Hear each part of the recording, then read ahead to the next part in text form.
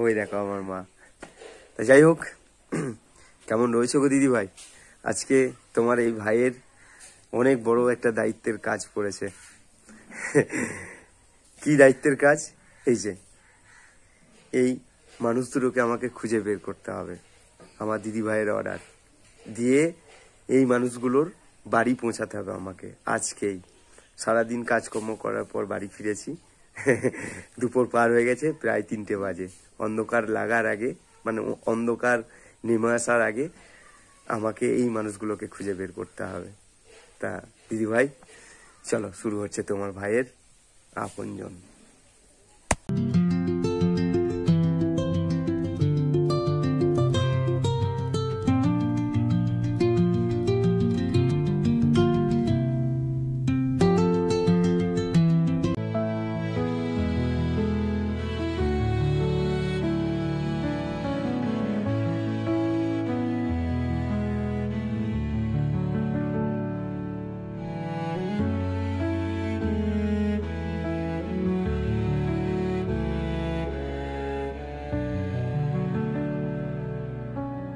চলো, এই সেই গ্রাম, যে গ্রামে ওই মারা আছে, আমাকে খুঁজে বের করতে হবে।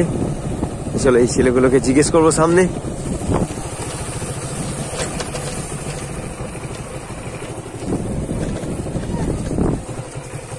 এ বাবু, শোনো শোনো, একটু শোনো। আছো তোমরা? ভালো আছো? হ্যাঁ। এই বাবু, কেমন আছো গো? ভালো আছো? বেশ। বাবু এই দেখো, এই এই এই এই মা দুটোকে আমাকে খুঁজে বের করে দিতে হবে। এই মা দুটোর বাড়ি কোথায়?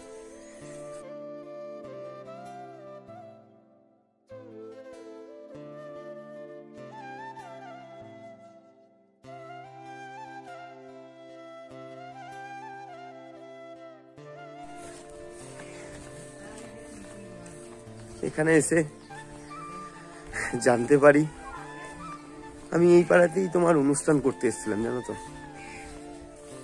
আজকে যে কারণের জন্য আমি এখানে এসেছি, অনুষ্ঠান করছিলাম ওই কোন্নগর থেকে যে দিদি ভাই এসেছিল। আজকে কোন্নগর থেকে দিদি ভাই আমাকে পাঠিয়েছে। তা কোন্নগর থেকে দিদি ভাই এসেছিল, অনুষ্ঠান করছিলাম।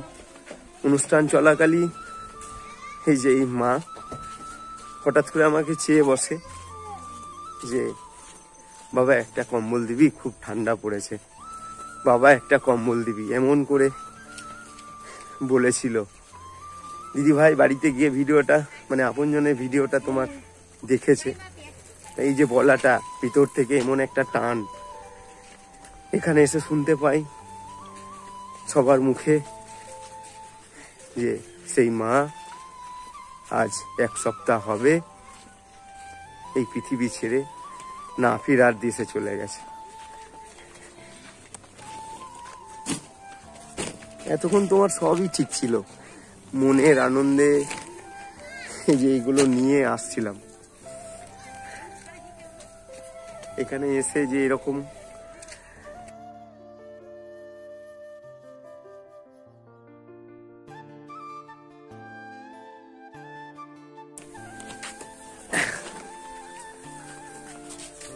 চলো দেখি কোন বাড়িটা। এই বাড়িটা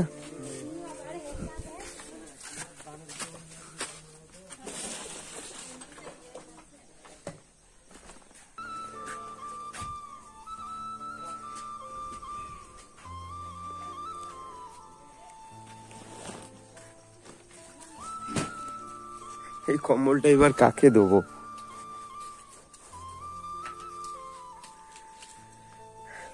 কে হয় তোমার? পিসি। পিসি? ছেলে পিলে নেই মায়ের? না।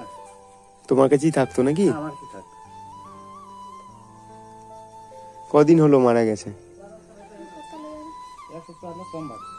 সোমবারে মারা গেছে।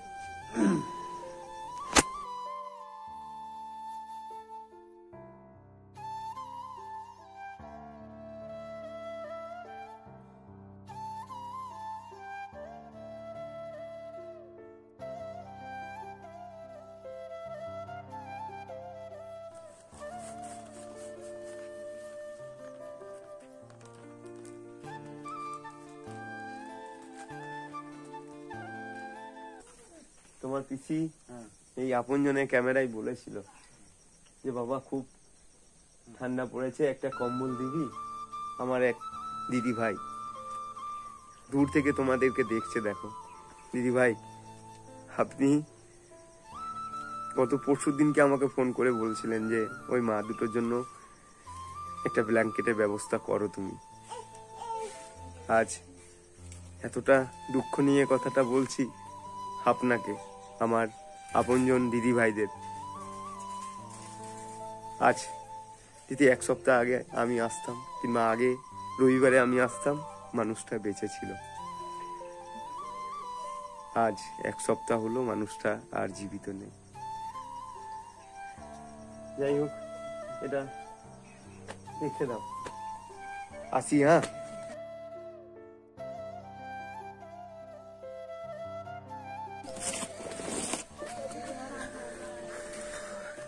বেঁচে থাকাকালই মাকে কম্বল দিতে পারলাম না।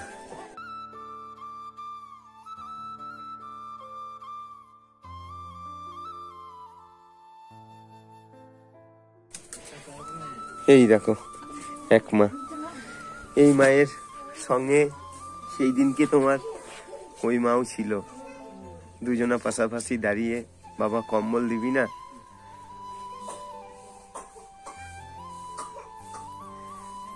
তোমার এক মেয়ে তোমার জন্য একটা ব্ল্যাঙ্কেট পাঠিয়েছে, জানলে? হ্যাঁ, সেও বেঁচে থাকলে তো আজকে এরকম ভাবে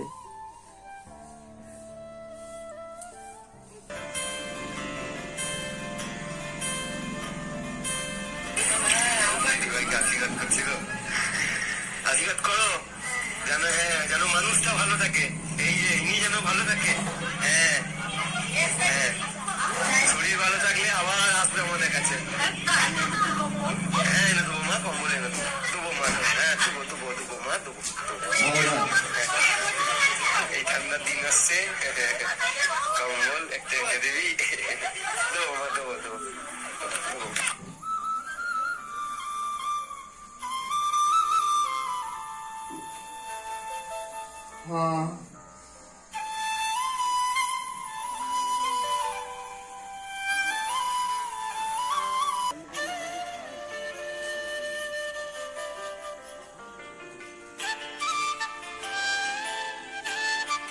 তাকে একটা মুক্তি আছে।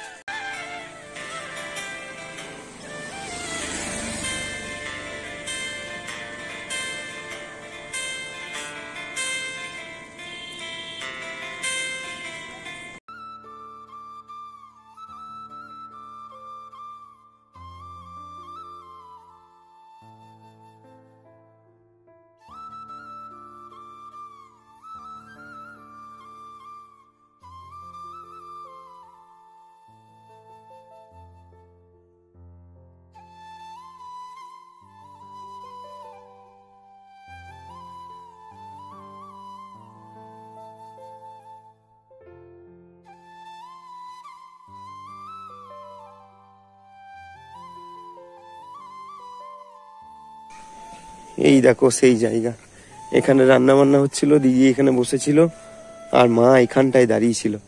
এখানে আপনজনের ব্যানারটা ছিল, এই জায়গাতে দাঁড়িয়ে আমাকে বলছে যে বাবা একটা কম্বল দিবি, খুব ঠান্ডা লাগছে রে।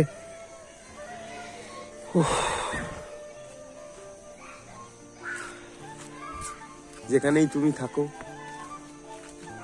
ভালো থাকো, বড় ঘরে জন্ম নিও, যাতে তোমাকে শীতে ঠান্ডাতে না কাঁপতে হয়।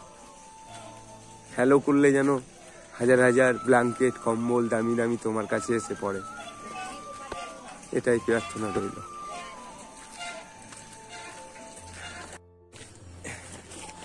চলো বাড়ি এলাম। মা, এই দেখো, না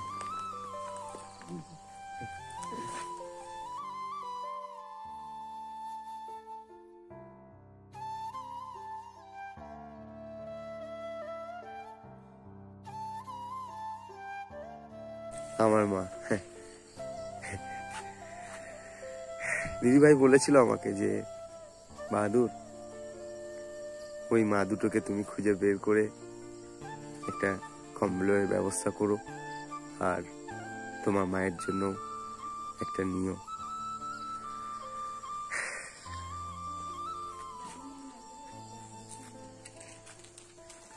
কেন না মা আমার, কেন না। টোটনের মা এসছে। কেন না মা, কানতে নেই। ভালো আছে তো ছেলে? হ্যাঁ ভালো আছে, কেন না গো।